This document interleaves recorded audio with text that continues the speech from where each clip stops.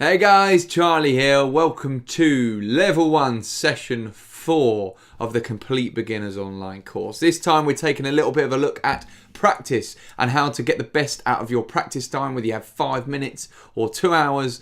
There's a lot of things that you can do. Very simple tips to help you maximize what you're doing. So I'm going to give you 5 of my tips, which will help if you're a beginner. Obviously, as you get better, practice might change. You might be working through kind of more complex things, but I think when you're starting out, these tips are really valuable just to get you going. So we're going to start off with my first tip, which is to practice and don't play. So it's important to know what the difference is. Practicing is playing something that you find really difficult, like a bar chord, and you can't quite do it, and it's practicing to be able to do that until you can play it beautifully. Okay, that's what practicing is. Playing is just playing something that you like playing, which you can do easily, which is fine, and that's good because you learn guitar because you want to play. You don't learn because you want to practice. But unfortunately, to get better and regularly improve, you're gonna have to keep the practice up. So the amount of times that I've got students and they've just been playing, and that's great, and it will help you to an extent, but you're never going to master those tricky little things until you do some practice. So try and remember that there's a big difference between the two and that you should be focusing on that. So that's tip 1, practice and don't play. The second tip is to make sure you practice slowly. If you've got something difficult like a scale that you're trying to master and you go like this and you can't do it at the speed, keep trying to do it at the speed will do you no favours. There is more or less no point in trying to do that. Play it at the speed that you can play it at.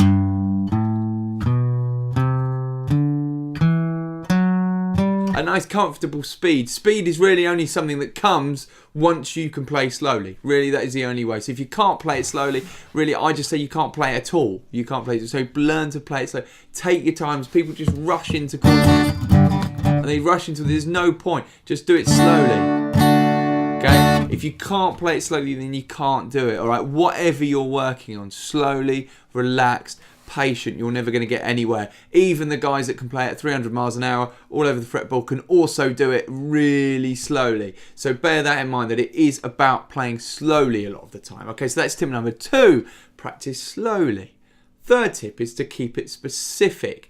Try and think about something specifically that you're working on. So if you're kind of working on chords, what is it specifically that you're working on? Which chords are most difficult? Is it the D chord you're finding hard? No, you can play that. Maybe it's the A chord. No, you can play that. Maybe it's the kind of F chord. You can't quite manage it. So practice that. You've got to practice that and be specific about it. Don't just sit there and try and, practice it. Again, it kind of comes back to point number 2, really. But practice it. Make sure it's specific. Right, I've got 10 minutes. I'm going to practice the F chord for 5 minutes. I'm going to practice the C chord for 5 minutes. Okay, and I'm going to go through all the things that I've learned that I should be doing.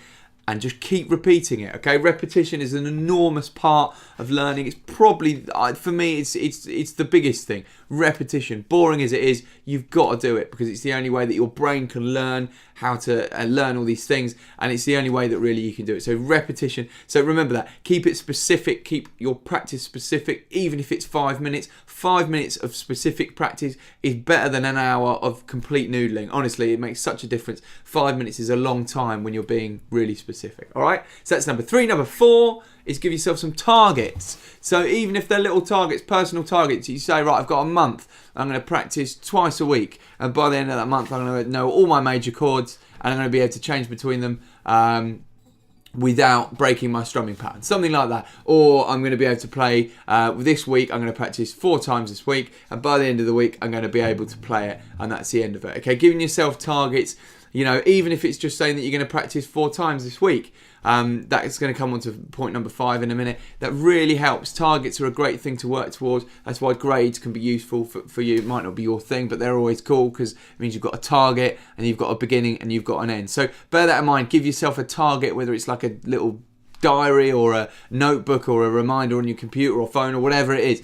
Anything to give you a target to spur you on to practice, all right? So that's number 4. Finally, coming on to number 5, it is to plan ahead. So a lot of people kind of, they get to the evening where they're supposed to practice and they don't feel like it. If you've planned ahead and you said, right, I'm going to get in at 7 o'clock. First thing I'm going to do, I'm going to get the guitar out for half an hour, and that's it. You know that, and I'm going to do that 3 days a week. And then you've got that specifically. You know what you're doing. You've got no excuses, and nothing else can get in the way. So plan ahead and try and look at your week and say, all right, I can practice a bit this day. I can't practice that day, but I'm going to practice for 10 minutes there. And then so I'm going to get up early. One morning I'm going to give it 10 minutes. So, all about planning ahead, really, a lot of these things, which I'm not particularly good at, but it does really help, okay? So planning ahead. So I'll go through them again. Remember to practice and don't play. So that's making sure that you're actually practicing and not just noodling away. Practice slowly. Make sure you do everything slowly. Everyone who's starting or a beginner will play way too fast all the time. Keep your practice specific so that it's something just singular that you're working on, rather than just trying to do everything. Make sure you've got some targets to work towards, whether it's a monthly target, a weekly target, or even like a 6-month target or something. You're going to get really good by 6 months. And then also plan ahead. Try and plan your week so that you've got right time slots where you're going to pick the guitar up and practice using all those 5 points that you've had.